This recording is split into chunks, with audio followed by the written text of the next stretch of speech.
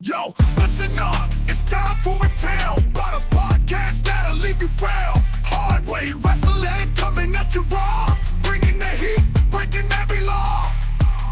They drop the truth, no holds barred, talking smack, getting you hyped up hard, calling out the fakes, exposing the lies. Hard way wrestling taken by surprise. Hard way wrestling coming to your city. Nothing but realness, nothing but grit. Going down a gauntlet, making them mark. Hard way wrestling, straight from the heart.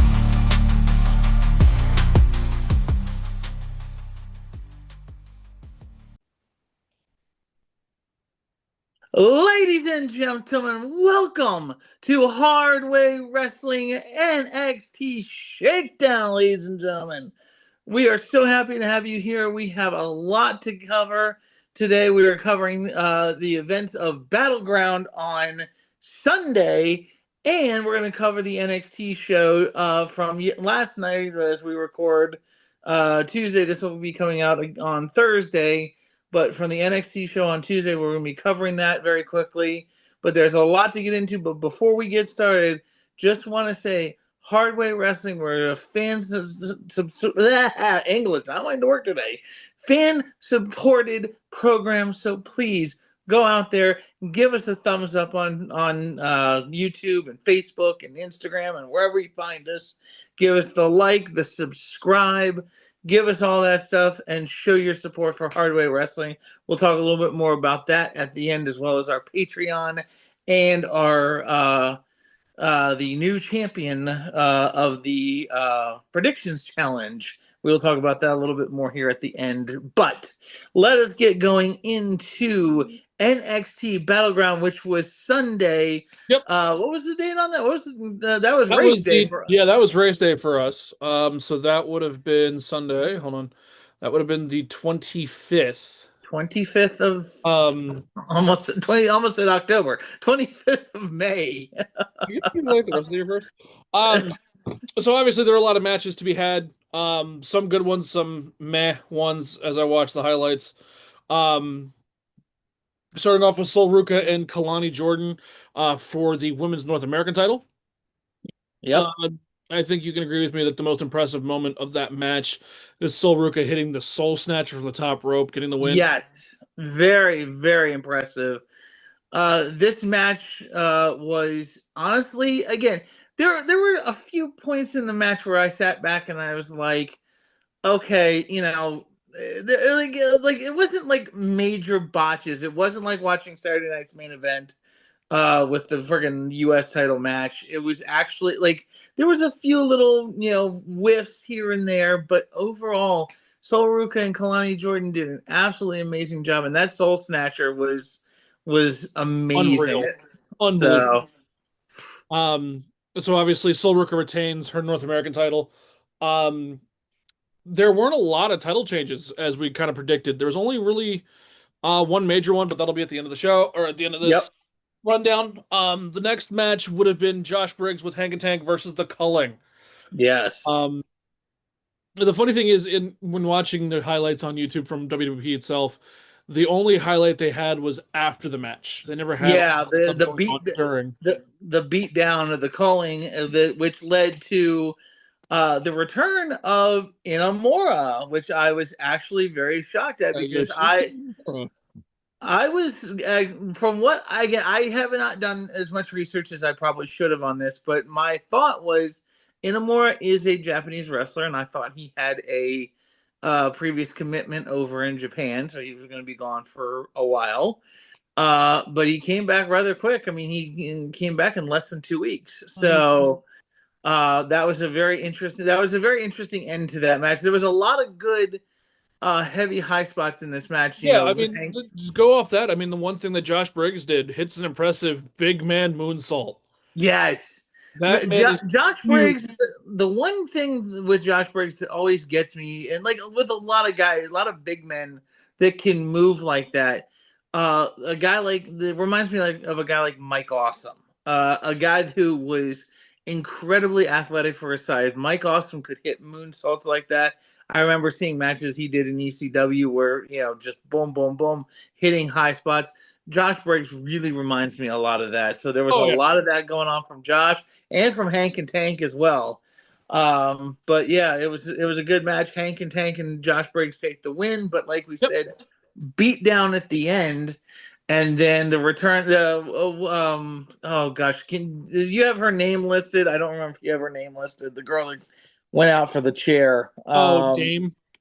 Yeah, Dame, whatever her name is. Yeah, she went for the Uh, chair. Yoshiki was holding the chair, and oh my god, everybody lost their minds. That's unfortunately the main highlight of that match. It's the stuff that followed up afterwards. yeah, yep. Um, So, the next one was Cunning Stacks Lorenzo versus Tony D'Angelo. mm-hmm, There was some good stuff off the mat. I mean, D'Angelo moves out of the way of Stacks' somersault into the ring post. mm-hmm. Um, and then with a running drop kick in the middle of the ring, D'Angelo gets a near fall. Shortly after hitting a massive spine buster, Luca Crisafino Yes, in the sir. middle of Part the of the match family. surprised Tony D'Angelo. While both Ref and D'Angelo are distracted by this return, Stacks hits D'Angelo with a low blow. Yep. And then Stacks Again, hits him with a running knee to secure the win. yep. Again, a very good match, more power match, which was again a very interesting little. Stacks had a few high flying moves, but it was definitely power for power with those two, and they definitely, like, it wasn't an all out brawl, it wasn't a no DQ kind of match, but it definitely was hard hitting stuff, and it was a lot of fun to watch that match. So I was very impressed with what those two did. Definitely has a lot better, I think, match-wise performance than the the three-man tag team. Yeah. I mean, that was Yep. a much better match. Obviously, it got some time on WWE's YouTube channel for its highlight. Yep. Um, so the two big titles were up for grabs last night: Jordan Grace versus Stephanie Vaquer for the Not last NXT. night. I Sunday mean, night. Sunday night. Sorry, with Stephanie Vaquer and Jordan Grace. This match was filled with Booker noises. Yeah. Um, At one part, was it that match or was it last night? I can't remember. Was it last night they were talking about Booker T's headset getting pulled out, or was that Sunday night that I that told was you that that? was last night's because of Okay, we'll the get to that in a minute. but Stephanie would connect with the SVB. Grace would kick out with 2.99 seconds to go on that count.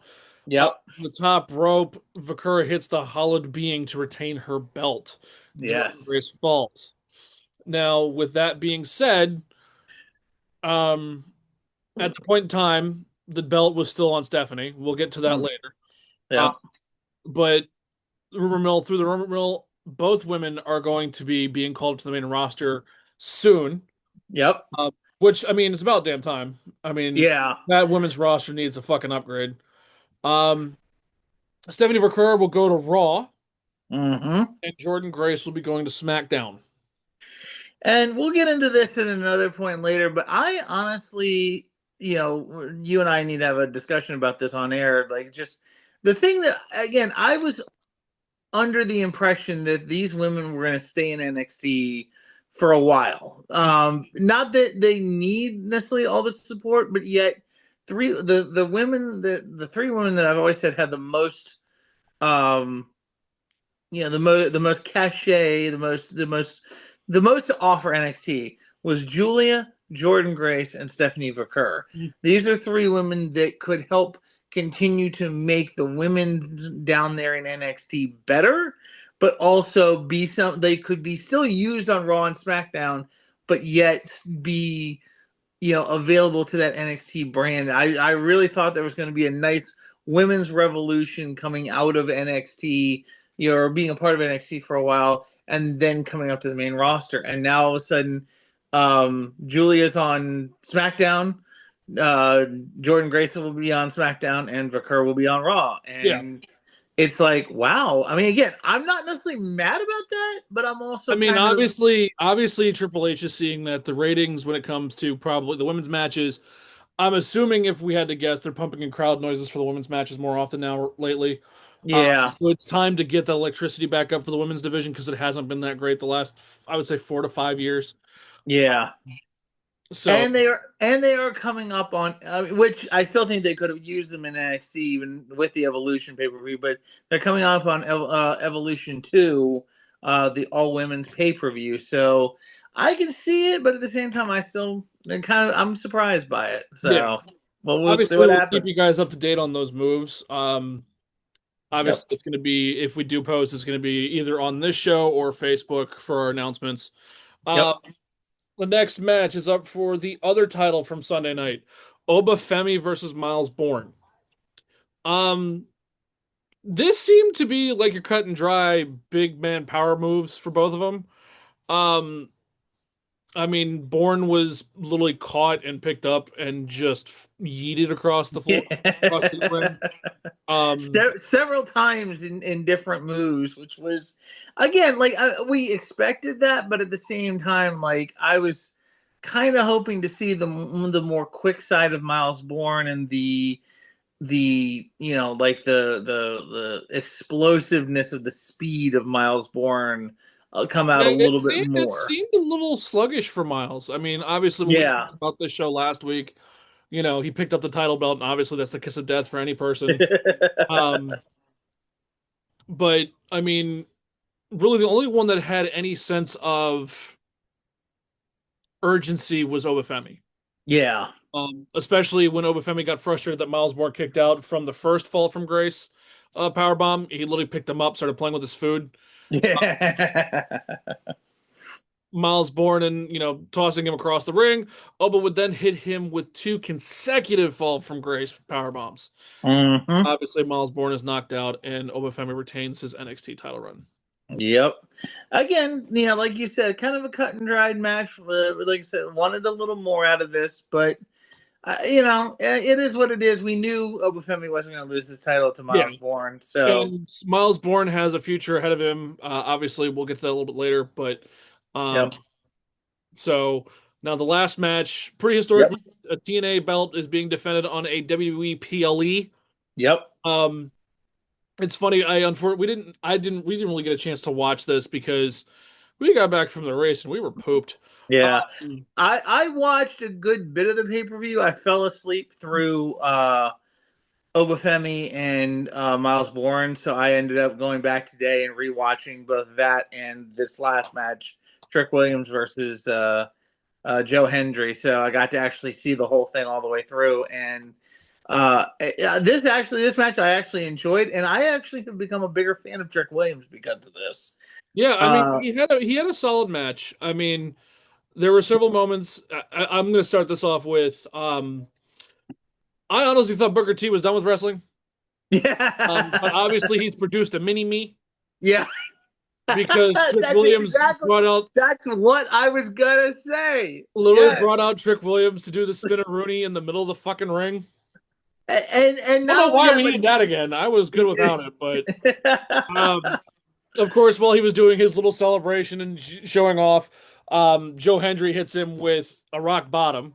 yep. Well, okay. The funny thing is earlier in the match, Trick Williams hit Joe Hendry with the rock bottom as well, but they were calling it the bookend, which is Booker's old move.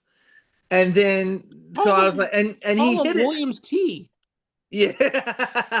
Like, But he hit it. He hit it almost exactly like Booker, which was my first thing. I was like, and didn't he okay, do that on the announce table? yeah. He hit him with a bookend on the. No, or actually, was it the other way around? I think Hendry hit him with the rock bottom on the table. I can't No, no, no, remember. no. So here's what I wrote in the notes. Okay. And this is as funny as it sounds because I wrote it because I was bored at work. Uh, Joe Hendry would hit him with the rock bottom. And Yeah. outside of the ring, they climb on top of the table. Trick hits him with the rock bottom or the bookend through the announce table, causing it to lapse like his rap career. Oh, that's right. Yes, I do remember that now. Okay. Yes. Obviously this match was filled with its ups and downs. Obviously, with a big title belt like this on the line, there was back and forth, which was needed because the show up until this point was pretty cut and dry. Yeah. Obviously, they just wanted to build up to get to this match.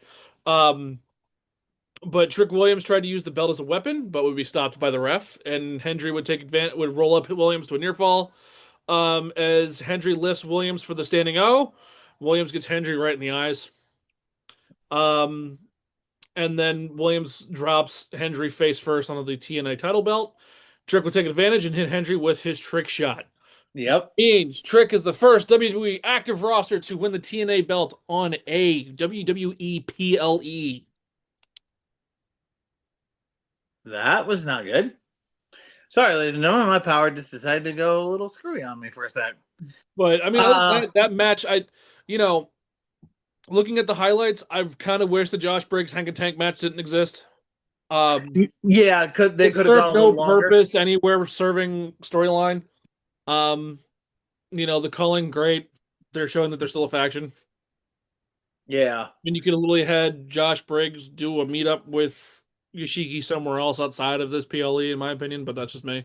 Yeah. I mean, overall, I think we're looking at a C+ for me. Yeah, I go C+, maybe a B-. I mean, again, I think that the title change at the end, I think, is really what kind of pushed it over the edge with me. And like I said, it was, for me, a lot of it was the callback. Like you said, he really produced a mini-me, Booker T did, because not only was did he do the spinner running, not only did he do the bookend, but he was throwing leg scissors and leg kicks just like Booker. I'm watching this and I'm like I'm watching Booker from the early 2000s. Yeah, I'm like watching young Booker again, and it's like, dude, this kid is. I mean, like it's really, like I said, I walked out of with that match with more of a fan of Trick Williams, even though yes, his rapping sucks and he needs to get better at that.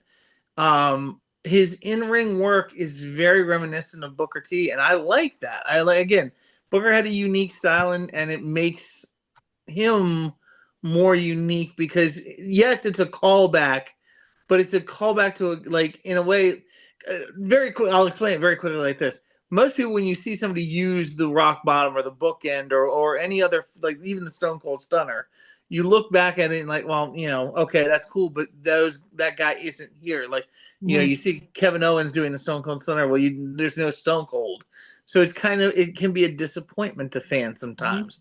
But on the flip side, when you have somebody that is as talented as Trick Williams and can do what Booker T did, as well as, if not better than, the original, and he's young, he's got time to mature, he's got a chance to be a better version of Booker T. I think that's cool, and I'm looking forward to seeing what Trick Williams does here in the future. So I mean, obviously, we both agree that the match of the night was definitely Trick Williams and Joe Hendry.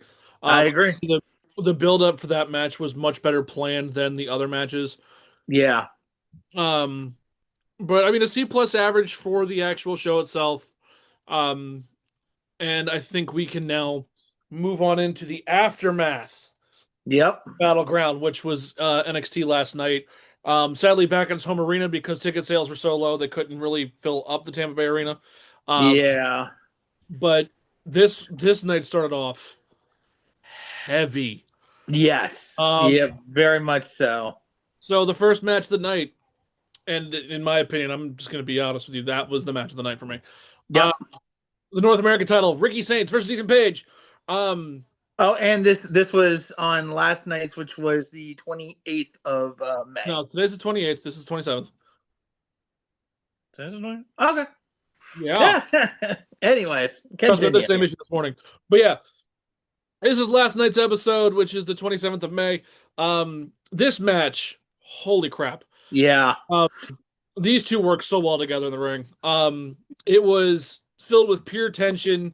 There was constant fighting throughout. I wish security had left well enough alone. I wish there wasn't that much security, Yeah, the security spots, I think, were the only thing that got in the way of it. They had so much security trying to hold these two back. It's like, no, even the crowd was chanting, let them fight, let them fight. And it was like, I get they're trying to build the tension and the animosity between these two.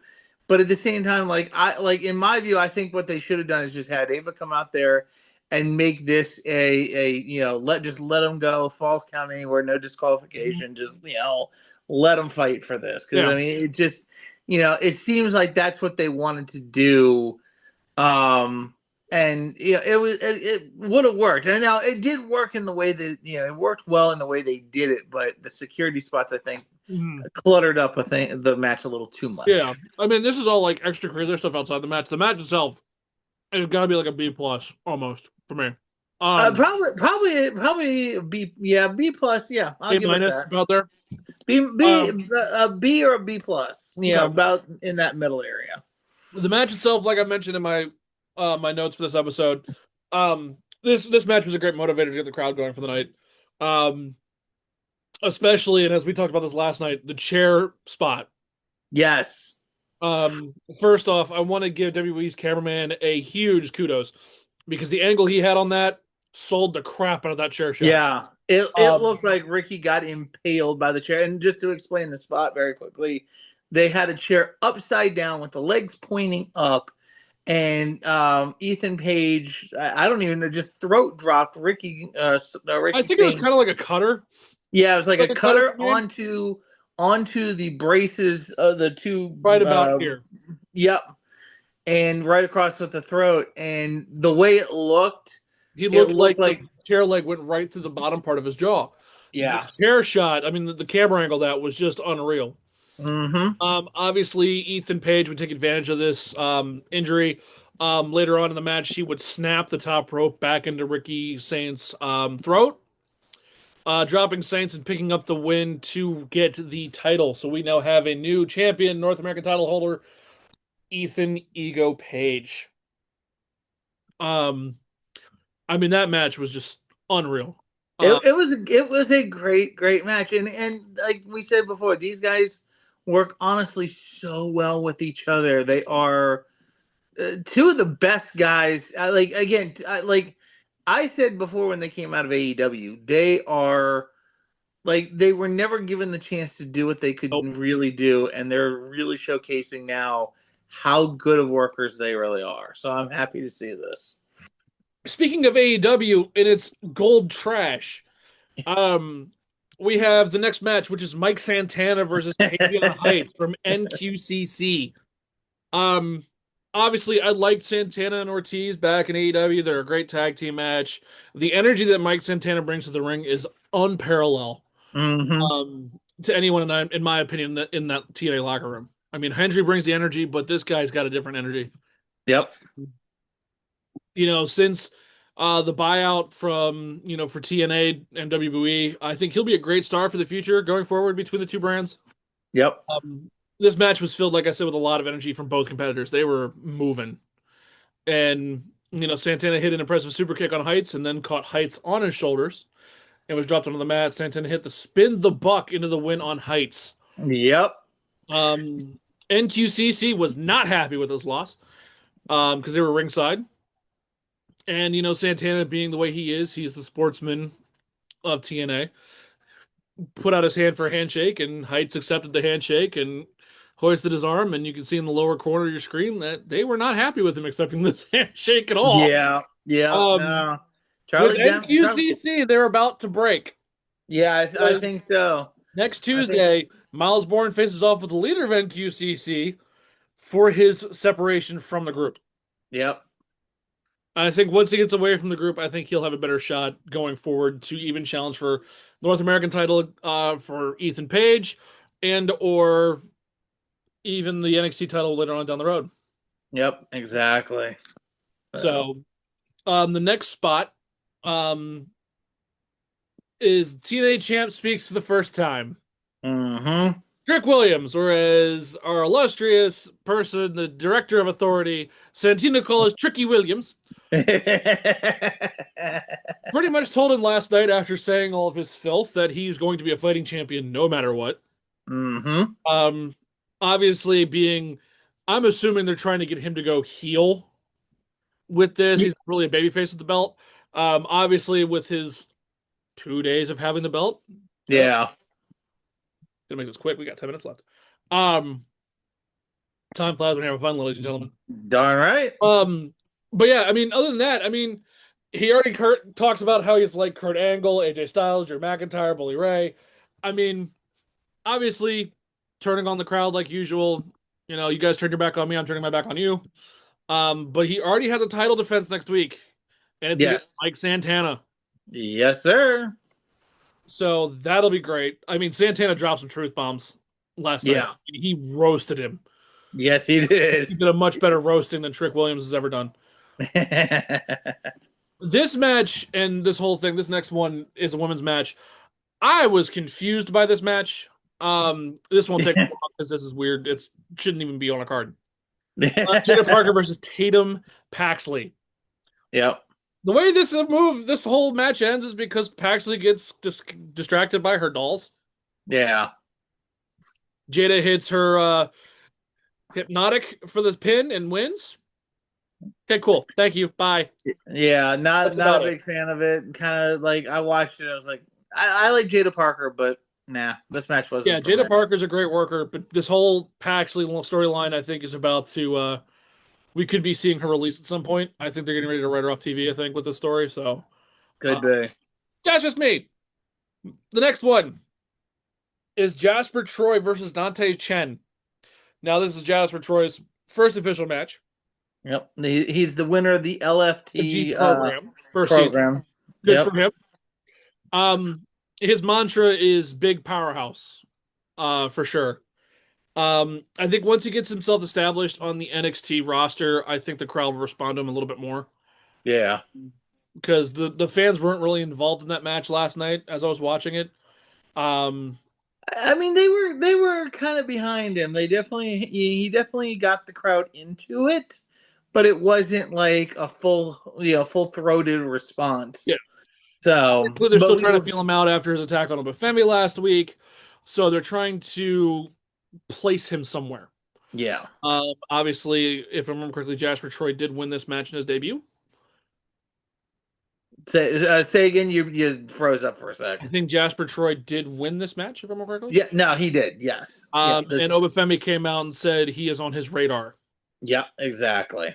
Yes, sir. And scares me. Yeah.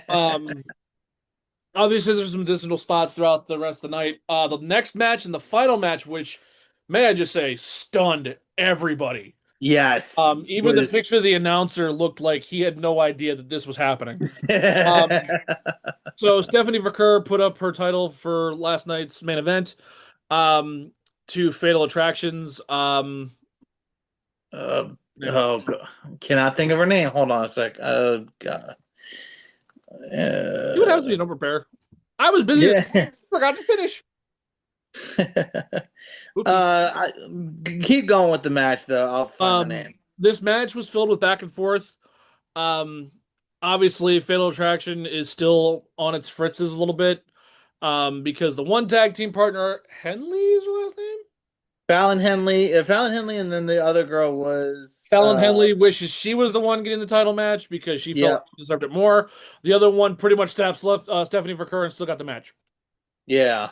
Makes no sense, but whatever. I'm not writing the stories. But this match ended in a shocking way. Stephanie Vaquer is dethroned from the NXT Women's Championship belt, and the crowd was utterly stunned. Jayne is the winner of the match. She is now the new women's NXT champion, so I can't wait to hear her crap on Tuesday. Hopefully it's better than Waste Management Lynch. Oh, God. Yeah, I know. But this stunned everyone in the arena. Yeah. The announcer looked so confused. I was confused. I was not expecting this. No. I mean, there were 2 title changes last night, and we did not expect that last one to be it. Yeah. Obviously, with the call-up to Raw, she needed to obviously give up the belt. I wish they had done it in a better, more honorable fashion with her. Yeah. Instead of Jayne getting the win on a cheap shot, pretty much. Pretty much, yeah. Overall, the show after this Battleground, I'd say an average of probably a B-. Yeah, but B-, upper The only saving grace of that night was Ricky Saints. Yeah, Ricky Saints, and yep, I agree. And very quickly, one other thing, there was a celebration for Ethan Page winning the North American title until Javon Evans comes out and says, "Hey, by the way, you're going to be facing me at Worlds Collide, which is the AAA NXT crossover, which is next Saturday at 3:00 on WWE's YouTube channel." Yep, before Money in the Bank. Right before Money in the Bank, exactly. But he said, not only are you going to face me, four-way, if I remember correctly. Yep, Javon Evans said, you're not only going to face me, you're going to face the Laredo Kid and Ray Phoenix for the North American Heavyweight Championship. It's going to be that. I mean, I'm interested to see how that fatal four-way goes. Yes. Sure. So obviously we kind of have to wrap up, but hey, couple of things. Number one, Patreon. Yes, exactly. On the Patreon, it is for the championship belt of picks. Yes, sir. And obviously the champion, Jason Baldy, has been dethroned. Yes, he has. Thank God. Who is the new champion there, Scott? Randy Chris. Got it. I'm still shocked as heck that Randy actually even made the picks and got it. Like, I was not expecting. I was expecting Ricky to take this one, but nope. Randy took it home this time around. And if you didn't see our Tuesday show, go back and watch. There's a message from the champ on our Tuesday show, so you can see what the new champ has to say for himself. But yes, Patreon, $5 a month, ladies and gentlemen. You can join the picks challenge. Randy is the current champion. Jacy still has Jacy in the bank, so she could cash that in at any time and maybe dethrone Randy.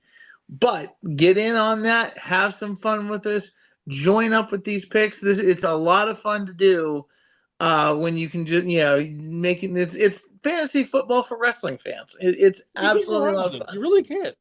Nope. It's again $5 a month. You can't go wrong. It's like a busted drum. You can't beat it. Nope. And on top of all of that, Hardware Wrestling is happy to announce, as of 11 hours ago, we will be at the Maryland Toy Expo. Obviously, we had some details that we're still working on and getting some more fine-tuned stuff through it.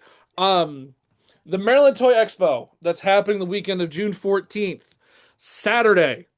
We will be there with a really cool special guest signing autographs from 1 to 4 p.m. Gilbert. Gilbert will be joining us at the Toy Expo. I also need to tell Jason on the first post, he wrote Gilbert. Gilbert.